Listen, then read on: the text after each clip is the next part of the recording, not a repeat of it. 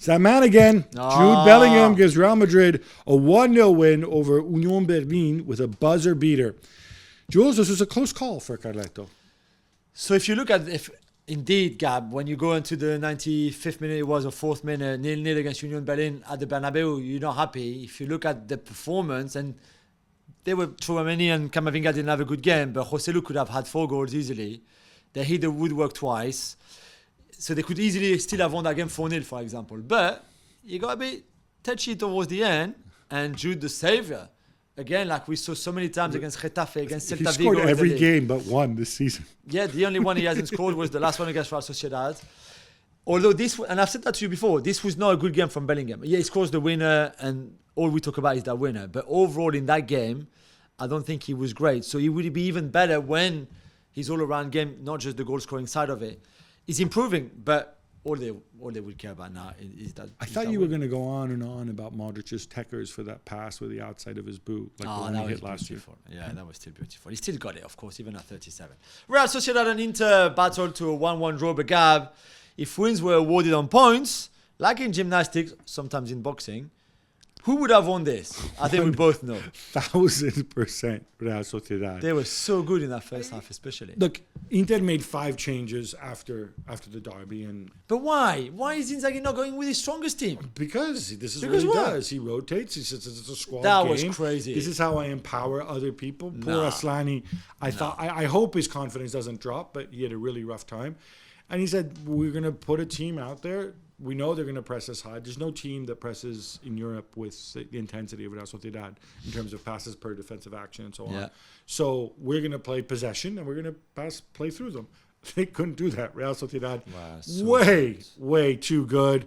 Thankfully, San Lautaro at the end, digging it out. Yeah. Alexis Sanchez assist. Inter very, very lucky about this. And also, first game in the Champions League, while I understand your rotation, please play Marcus Thuram. He can't be that tired that he needs the rest. I agree. Napoli get 3 points away at Braga thanks to a dramatic late own goal by Niakate. Gab, is that a fair result?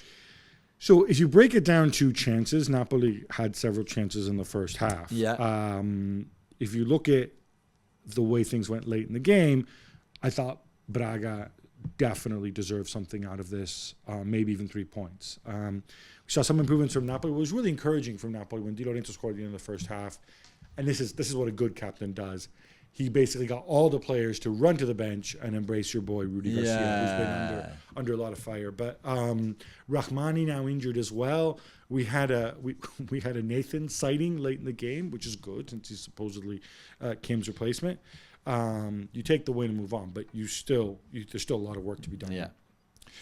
Lens may be stinking it up in Ligue 1, but they get a huge point away to Sevilla. Yeah. Your boy Joseph Julien must be happy. What about the guy who scored the free kick? Fulgini. What's his first name? Angelo Fulgini. He's one of ours. He's not at all. He should be one of ours. He is, but he deserves to be one of ours. Yeah, but he's not. Definitely not. But great free kick, considering the weekend against Metz, all his set piece were dreadful. Glad I put that one. And to be fair, I think Lens, apart from the first 15 minutes where Sevilla scored the Ocampos goal, and then Lens, because in this starting 11 at Lens, only Mendy, the former Leicester midfielder, had played in the Champions League before, and that was one game. Papi, just one game. Right. So the lack of experience, I think, showed in the first 15 minutes. But after that, they were great. They were the better team. They should have won that game. And Gilavogi had that big header at the end, saved by Dimitrovic. So well done to them. This is the turning point in the season, and Joseph was very happy. Tottenham Hotspur chairman Daniel Levy, speaking to a fans forum, is asked whether there was a buyback clause inserted in the Harry Kane deal to Bayern Munich, and he replied, "Of course." What does that mean? When is he coming back? I don't know. It's so weird, and then you say it. It's one of those secret, if it exists, it's apparently one of those secret buyback deals we don't know. Well, we do know he's got a contract until 2027, so it had better be a quick buyback because it's not a very long contract. Yeah. It's been suggested, reports, nobody's commenting on this. The rumor is that it's actually more of if they do sell him to Premier League teams, they have a right of first refusal. But it's not there's no fixed fee. Yeah. I mean, I would assume you'd have a right of first refusal anyway. So it's not really a buyback clause. No, it's nonsense.